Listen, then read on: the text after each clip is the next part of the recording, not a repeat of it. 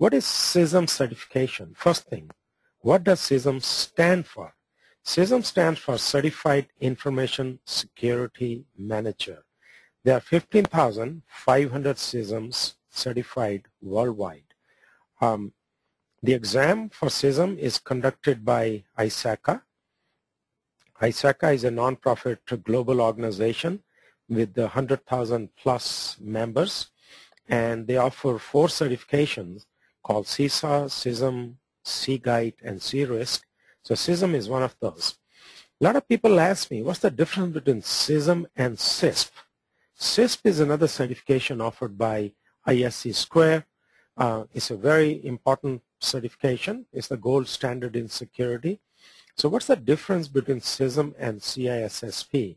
CISSP is an exam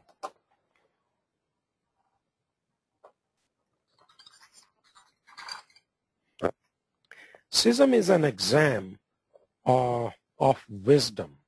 CISSP is an exam of knowledge. When the employers look for Chief Information Security Officers, CISOs, or the employers look for security manager, they go for the CISM exam certified person. When they look for security administrator, they look for CISSP. So that's primarily the difference. Again, on the knowledge side, CISSP is the exam of knowledge. CISM is the exam of wisdom, which is one step higher than the knowledge. Now, who the CISM is for?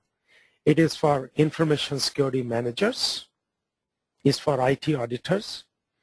A lot of public accounting firms like Big Four have CISMs as one of the requirements for their consultants. And also, you can say that this is for security administrators who are at a slightly higher level. Moving on to slide number 6, how often is the exam held for CISM? Now, as I said, the organization which conducts this exam is ISACA. The CISM exam is held twice a year, only twice a year. It's always on the second Saturday of June and second Saturday of December. That's it. You miss one, you have to wait for 6 months. This exam is paper-based, and it is held in 240 cities around the world at the same time, at the same local time, on the same day. The CISM exam is in 3 languages, English, Japanese, and Spanish. Now, as far as the questions are concerned, each exam has 200 multiple choice questions. Those of you who are not familiar, each question has a stem and 4 possible answers, and only one answer is correct. These 200 questions must be answered in 4 hours. That's the time you have to finish the exam. And when do you expect the results? 2 months, within 2 months rather, after the CISM exam is held. Now, when is the deadline to register for the exam? By the way, you have to register for the exam. You can't just walk in. It's always the first Wednesday of April for the June exam and first Wednesday of October for the December exam. As I said, you miss the deadline, you basically have to wait for another 6 months. Now, passing the exam does not mean that you become certified. You have to apply for the certification, and here is the URL where you can get the certification application. Now, you need 5 years experience in security and security management to be certified. And for certain college degrees and for certain other certifications, you get a waiver, like 1 or 2 years waiver. So the best thing to do is to go to this website, because these conditions change from year to year, to find out. But basically, you need 5 years experience and you get some waiver.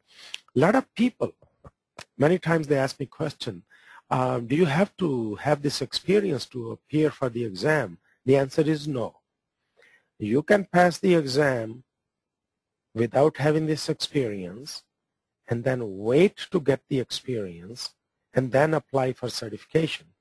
Once you pass the exam, your employer will have a very high opinion of you, or would-be employer will have very high opinion of you, which means it'll help you get the job. And then you can wait for the experience. Now, what kind of subject matter you have to know to pass this exam? Now, this is a decision made by ISACA. They have what they call the common body of knowledge of information security management. They have divided into 5 different domains. And these are the 5 domains: information security governance, information risk management, information security program development, information security program management, and incident management. Now, I have mentioned some percentages after each domain. This percentage gives the weight of each domain in the CISM exam. So if you have 23% weight for the first domain, that means you will have 46 questions in the exam from this domain. Now, how much score do you need to pass this exam? It's a little complicated the way ISACA puts it. They say on a scaled score of 200 to 800, you need 450 to pass. Roughly, it translates into 75% questions, which means if you can answer 75% questions correctly, you pass this exam. Now, this percentage changes from year to year, exam to exam. It can be plus minus 2-3%. The global pass rate is unknown, but I'm guessing it's close to 40%. And this certification is very popular in Western Europe, Asia, North America. And the 2 areas which are weak in this is mainland China and South America. Now, if you're watching this video on YouTube, you know that YouTube has a limitation of about 8 or 9 minutes. So what we're going to do is we're going to give a break and look at the bottom of this presentation file and look at the URL www.TechnoDyneUniversity.com. This total video of 20 minutes length is on the TechnoDyne University website. So you can go there and it'll direct you how to watch the video. It's free. So because of the limitations put by YouTube, you want to watch the full video, please go there. It's free and there's no obligation. So right now we'll take a break and we'll record the rest of the video. Thank you.